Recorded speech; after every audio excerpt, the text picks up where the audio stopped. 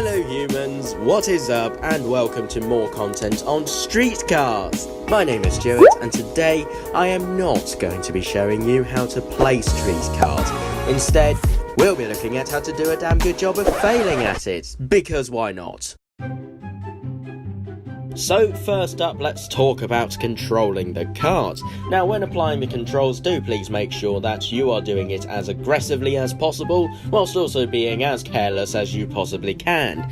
Failing to do so will only mean that your lap times are going down, and your chances of failing are going down with it.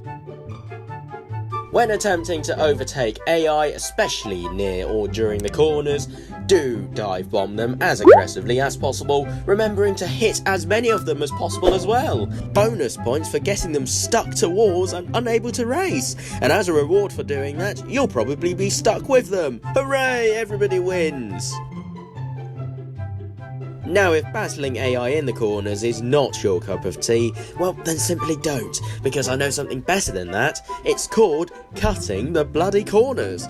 Oh yes, if in doubt, keep calm and go rally karting.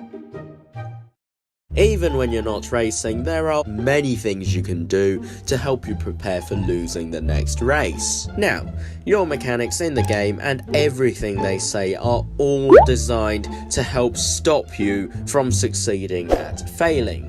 So the first step you can always take to help make sure you guarantee failure is to ignore everything they say. So for example, never ever buy new tyres when they ask you to, never ever service your kart if they ask you to, and when setting up the kart just before every race, don't you even dare think about putting the setup into the green zone like they tell you to.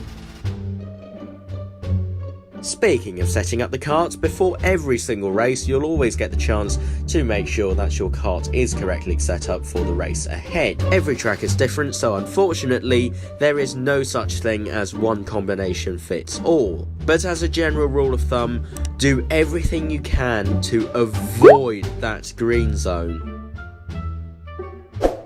Just like it is in real life, a big part of racing is managing your money well. If you start to find yourself low on cash, please don't worry, we've all been there, so here's how to make the problem worse. As previously mentioned, you should never service your kart and avoid new tyres or fuel. That way, the next time you do have to service your kart, not only will you be saving less money, but you'll also get to save more money to spend on more important things, such as that new helmet you wanted to buy for a long time, or even a new suit that gives you seemingly non-existent boosts. Also, regardless of how much money you've got in the bank, you should always be looking to exchange your hard-earned aces for cash, and hardly ever accept any of those so-called deals that pop up when you beat rivals.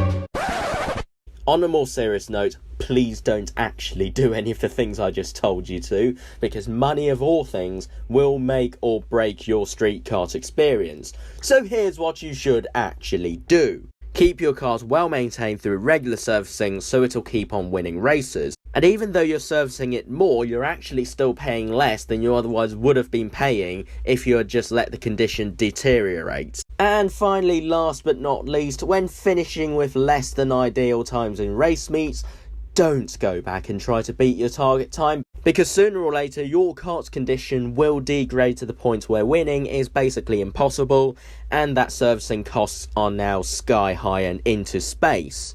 So when that happens, what you should do is stop racing, wait for the race meet to finish, get your hard-earned cash, and go service your kart as soon as you've got enough. That is it, humans. I hope you enjoyed that look at how not to go about playing Street Kart. If you did, bang a big fat thumbs up below, and for more content like this, give that cheeky little subscribe button a click. It's big, it's red, you can't miss it, and it's completely free. But otherwise, thank you very much for watching, and I'll see you again in the next video. Stay tuned.